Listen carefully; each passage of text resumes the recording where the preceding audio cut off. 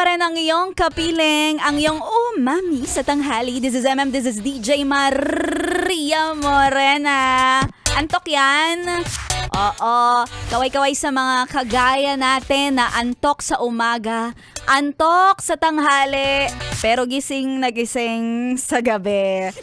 Kaya hindi ka nakakatulog, kaya lagi kang antok. Ayan, kaya pagod na pagod, kakapasok lang ng trabaho.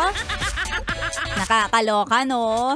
Alam mo, kapag hindi ka nakakatulog sa gabi, yung gising na gising ka, ibig sabihin nun, may mali. May mali sa ginagawa mo kasi hindi normal yung tulog mo. Unless ikaw ay nagtatrabaho talaga ng night shift. And hello sa lahat ng mga BPO na kagigising-gising lang, wag nyo masyadong binabad trip yung mga ganyang mga nagtatrabaho sa BPO, night shift yan na ayaw nila yon. Diba? Bagong gising. Wag mo nang biruin ang bagong gising. Ha?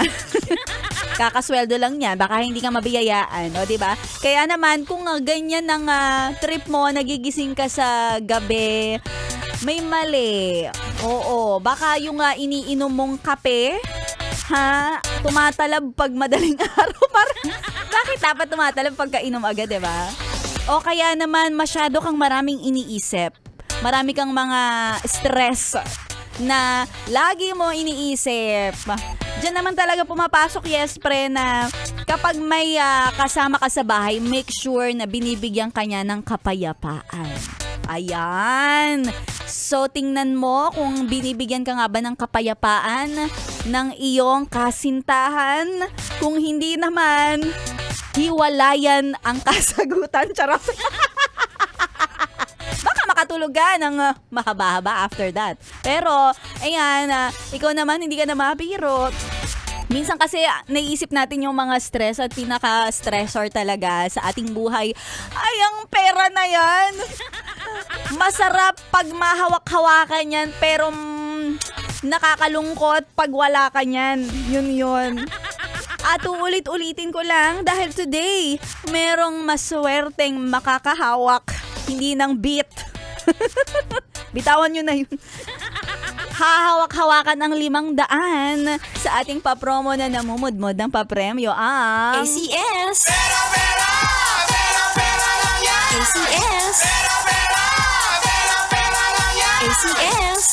Muli, congratulations sa'yo, ate ko, dahil nanalo ka ng 500 pesos mula sa ACS, pera-pera lang yan. At hatid ng Pride Detergent. Ikaw na nga ang nanalo. Ate girl!